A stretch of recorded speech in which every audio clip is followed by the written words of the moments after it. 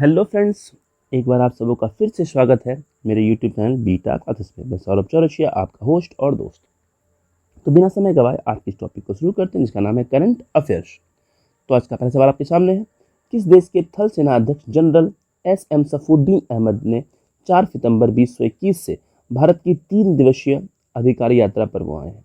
तो यह जिस देश से संबंधित उनका नाम जिसका नाम है बांग्लादेश से ये इस यात्रा पर आए हैं। इसके बारे में थोड़ी सी जानकारी। यह जो यात्रा है यह 3 दिवसीय यात्रा है। 4 सितंबर को ये शुरू हुई थी, 8 सितंबर को इसका समापन होगा। अब आगे अगला सवाल है। सितंबर 2021 में वासुदेव लीले का निधन हो गया।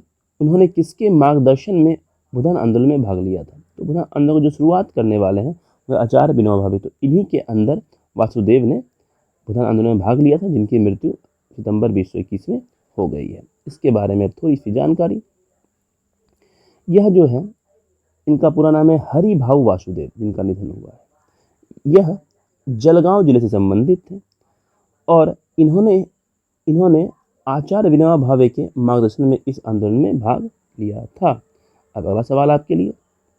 टोक्यो पैरा ओलंपिक में बैडमिंटन में पुरुष एकल SL3 वर्ग में स्वर्ण पदक किसने जीता? तो स्वर्ण पदक बैडमिंटन का जो पुरुष एकल का जिस भारतीय ने जीता है उनका नाम है प्रमोद भगत। इन्हें पहला स्थान प्राप्त, जबकि इसी इवेंट में मनोज सरकार ने तीसरा स्थान प्राप्त कर कांस्य पदक जीता है। अब इसके बारे में थोड़ी सी जानकारी। टोक्यो पैरालंपिक में भारतीय शटलर प्रमोद भगत ने क्या जीता है? भारत के लिए स्वर्ण पदक जीता है। इसी स्पर्धा में मनोज सरकार ने कांस्य पदक जीता है। तो अब अगला सवाल आपके लिए। निम्नलिखित में से किसने स्पेक्ट्रल इन्हांसमेंट इसे SPE नामक एक नया सॉफ्टवेयर लॉन्च किया है? तो इस सॉफ्टवेयर को लॉन्च करने वाली जो एक संस्था का नाम है कोल इंडिया लिमिटेड। तो इसके बारे में थोड़ी सी जानकारी। कोयला मंत्रालय के तहत कोल इंडिया लिमिटेड यानी CIL, इसको कहते हैं CIL, ने स्पेशल स्पेक्ट्रल इन्हांसमेंट इसे SPE नामक एक सॉफ्टवेयर लॉन्च किया है। तो यह इसका काम क्या है? देखिए, यह पृथ्वी की पपड़ी के नीचे कोयले की पतली परतों की पहचान करने में मदद करेगा।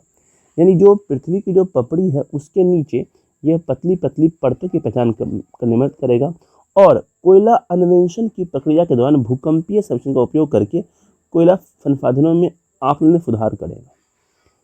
तो यह पूर्णतः जो कोल इंडिया लिमिटेड है, इसने कोयला की खोज के लिए, उसकी पहचान करने के लिए इस नाम का एक सॉफ्टवेयर लॉन्च किया, जिसका नाम क्या है? स्पेक्ट्रल इन्हांसमेंट यानी SPE। अब अगला सवाल आपके लिए। सितंबर 2021 में भारत ने किस देश के साथ सिम्बेक्स, नाम से याद रखिए, सिम्बेक्स SIMBEX सैन्य अभ्यास किया है? तो यह किस देश के साथ किया है? तो इस देश का नाम है सिंगापुर। सिंगापुर के साथ भारत ने हाल ही में सिम्बेक्स नामक सैन्य अभ्यास किया है। इसके बारे में थोड़ी सी जानकारी। तो यह कौन सा अभ्यास? यह 28वां अभ्यास है जो कि भारत और सिंगापुर के बीच होता है। यह कब से 2 से 4 के बीच चला। तो इसमें जो है भारतीय नौसेना का प्रतिनिधित्व किसने किया है? तो डिस्ट्रॉय INS रणविजय ने, एक जहाज जनित helicopter ASW corvette INS Kiltan और गाइडेड मिसाइल INS कोड़ा के साथ किया गया था। इसके बारे में थोड़ी सी और अधिक जानकारी जो कि काफ़ी इंपॉर्टेंट है। यह अभ्यास कब शुरू हुआ था? 1994 में इसे शुरू किया गया था। और सिम्बेक्स किसी भी विदेशी नौसेना के साथ भारतीय नौसेना का सबसे लंबा निर्बाध द्विपक्षीय समुद्री अभ्यास है। तो यह इम्पोर्टेंट है इस सवाल के दृष्टिकोण से। यह कब शुरू हुआ है? 1994 में इसकी शुरुआत हुई है। तो कब शुरुआत हुई? 1994 में। और यह कैमा है? तो यह 28वां है। अब अगला सवाल आपके लिए। अगला सवाल है, डॉक्टर सर्वपल्ली राधाकृष्णन के जन्म दिवस को चिन्हित करने के लिए हर साल 5 सितंबर को भारत में मनाया जाता है शिक्षक दिवस। ठीक है, तो उन्हें भारत रत्न किसमें मिला? तो डॉक्टर सर्वपल्ली राधाकृष्णन को और 2 लोगों के साथ इस पुरस्कार को दिया गया था। इन्हें यह सब पुरस्कार 1954 में 1954 में इन्हें इस पुरस्कार से सम्मानित किया गया है। अब इसके बारे में थोड़ी सी जानकारी। उन्हें यह पुरस्कार 1954 में मिला है। 1954 में उन्हें यह पुरस्कार मिला है। ठीक है, 1963 में उन्हें British royal order of merit की मेंबरशिप मिली थी। वह हेल्पेज इंडिया के संस्थापकों में से एक थे, जो भारत में वंचित बुजुर्गों के लिए एक गैर लाभकारी संगठन है। 1962 से उनके जन्म दिवस को भारत में मनाते हैं किस रूप में? शिक्षक दिवस के रूप में। तो इसमें जो सबसे इम्पोर्टेंट जो चीज़ है वह है कि उन्हें कब मिला है यह पुरस्कार? तो 1954 में पुरस्कार मिला और 1962 से 1962 से उनके जन्म दिवस को भारत में मनाते किस रूप में? शिक्षक दिवस के रूप में। तो अब आगे बढ़ते हैं अगले सवाल की तरफ। सितंबर 2021 में नई दिल्ली में पुलिस अनुसंधान और विकास ब्यूरो यानी BPRND के 51वें स्थापना दिवस कार्यक्रम में मुख्य अतिथि के रूप में किन्होंने भाग लिया? तो इसमें जो मुख्य अतिथि थे भारत के अमित शाह जी इसके मुख्य अतिथि थे। इसके बारे में थोड़ी सी जानकारी। केंद्रीय गृह एवं सहकारिता मंत्री अमित शाह 4 सितंबर 2021 को नई दिल्ली में इसके मुख्य अतिथि बने। किसके? तो BPRND के ये मुख्य अतिथि बने हुए थे। इसके अलावा BPRND की जो स्थापना 28 अगस्त 1970 को की गई थी, ये ज़्यादा इम्पोर्टेंट है कि BPRND की स्थापना कब हुई थी? तो 1970 में BPRND की स्थापना हुई थी। अब अगला सवाल आपके लिए। अगला सवाल है, सितंबर 2021 में सुप्रीम कोर्ट ने ई-कोर्ट प्रोजेक्ट के लिए एक कमेटी का गठन किया है। इसकी अध्यक्षता किस तरह की जाएगी? यानी सुप्रीम कोर्ट के द्वारा एक ई कोर्ट प्रोजेक्ट लाया गया है। नाम क्या है इसका?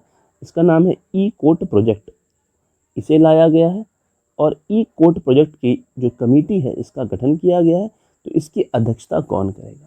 तो इसकी जो अध्यक्षता कर रहे हैं इनका नाम है आशीष शिराधोंकर। आशीष शिराधोंकर इस ई कोर्ट प्रोजेक्ट की अध्यक्षता कर रहे हैं। इसके बारे में थोड़ी सी जानकारी। सुप्रीम कोर्ट ने आशीष शिराधोंकर की अध्यक्षता में एक समिति का गठन किया है। वह प्रत्यक्ष और अप्रत्यक्ष कराधान मामलों से संबंधित अपील फाइलिंग प्रक्रिया को सुव्यवस्थित करने हेतु एक तकनीकी मंच का विकास करेंगे। इसके लिए इस ई कोर्ट परियोजना को लाया गया है। अब अगला सवाल आपके लिए।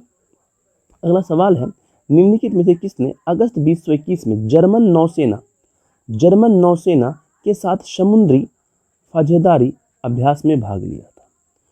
यानी यह जो हमारी तरफ से कौन सा INS गया था? तो हमारी तरफ जो INS गया उसका नाम था INS त्रिकंद। INS त्रिकंद ने इसमें भाग लिया था। इसके बारे में थोड़ी सी जानकारी। भारतीय नौसेना का जहाज त्रिकंद जो वर्तमान में समुद्री डकैती रोधी अभियानों के लिए अदन की खाड़ी में तैनात है। इसका नाम क्या है? तो त्रिकंद जो इसका काम क्या है? समुद्री डकैती को रोकना। इन्होंने इस जहाज ने 26 अगस्त 2021 को जर्मनी नौसेना के साथ समुद्री साझेदारी में भाग लिया था। अब अगला सवाल आपके लिए और जो कि आज का आखिरी सवाल है, ऑटो कंपोनेंट्स इंडस्ट्री बॉडी, इसे ACMA कहते हैं।